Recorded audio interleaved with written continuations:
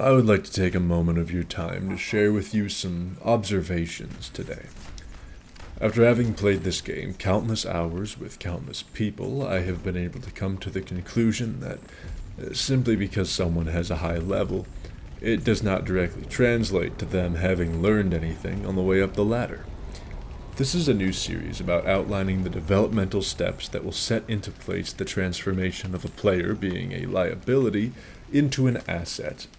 These are tried and true methods for success that I've been testing day in and day out on level 9 for months now. We're starting off at terrain management and using your map, because to understand the world you're on is to conquer it.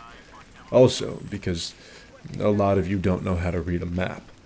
Oh, and by the way, get a snack or something, because this is going to take a minute. Map interpretation goes first. You've got two big choices when you land, and how you pick them is going to differ on what you and your team are looking for in regard to your entrance to the match. Your initial option is the safe approach. For that, you'll be landing on the extraction location. Occasionally, there's enemies stacked up on it. This will happen more often with bots than it will bugs, but it's still the most tame area you can land in regardless. Your alternative option is dropping straight into the heat, but it's more nuanced than that. When you drop in, you should pick the side objective farthest from the main objective, barring a few unique circumstances.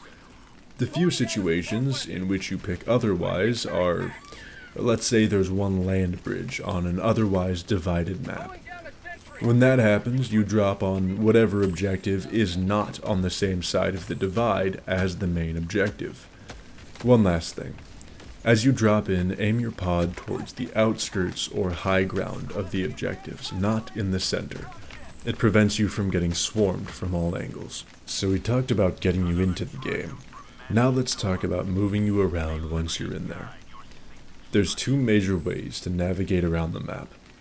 You blow in the wind with a general route adapting to what happens, or you beeline from objective to objective in a very purpose-driven manner. For most people, the purpose-driven, mission-focused route makes the most sense, as it's the easiest not to screw up.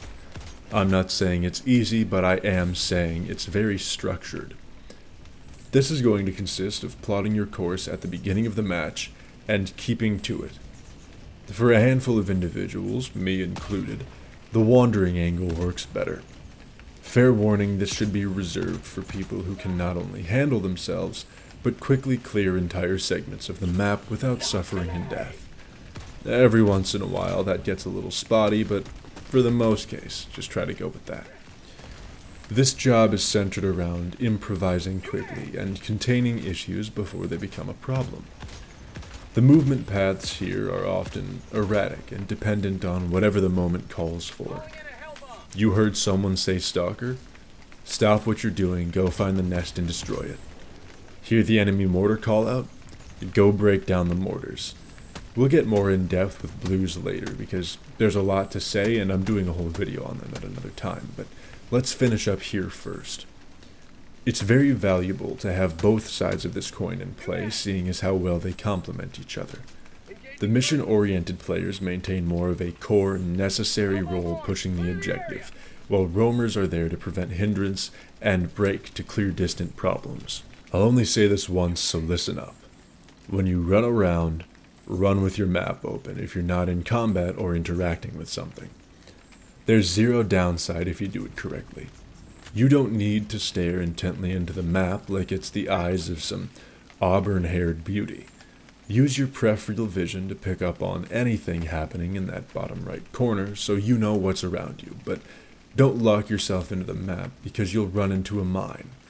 Once you train your eye on motion down there like a T-Rex, you'll stop stumbling into patrols and you'll find more blues or even points of interest if those are your thing. And while we're on this topic again, I might as well tell you how to take your cartography skills to the next level. Radar towers be damned. Here's how you figure out where all the blues on the map are with a fair degree of accuracy. And, you also make everyone think you're some kind of omnipotent tactical genius as opposed to an impotent tactical dipshit. The easiest and most straightforward approach is always going to be finding high ground and scanning the horizon. If you do this correctly with enough practice, you will be able to recognize any tower-adjacent objectives. This meaning spore spewers, shrieker nests, detector towers, stratagem jammers, the really big, tall things.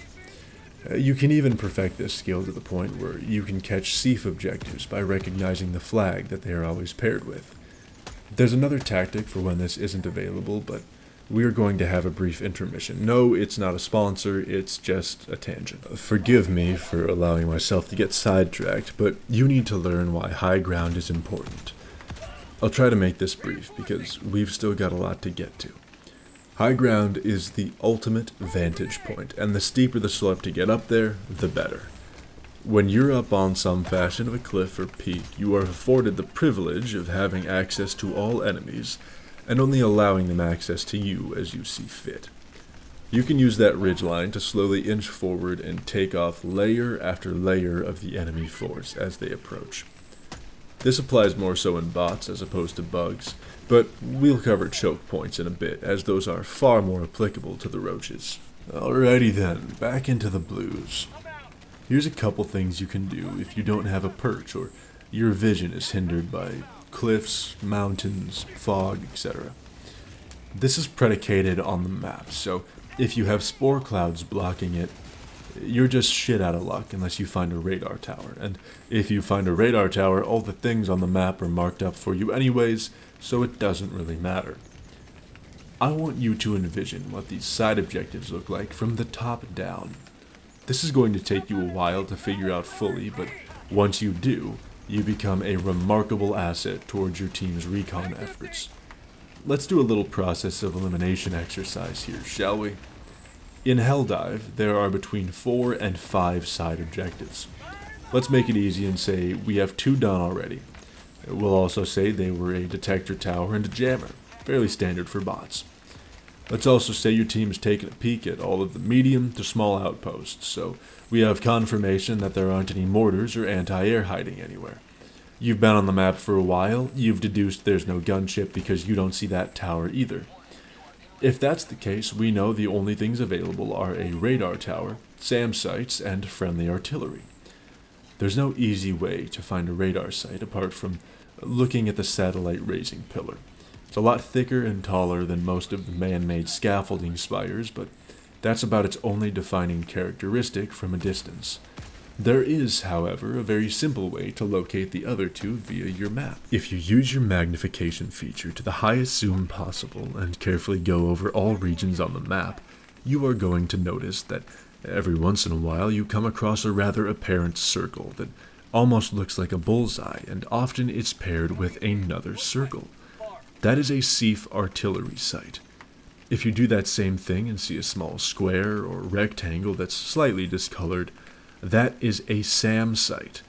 Gunship towers will also have a similar look to them, very apparent on the map, but the natural distinction being a SAM site is a flat top, and a gunship tower is, a gunship tower. You should be able to see it from far away.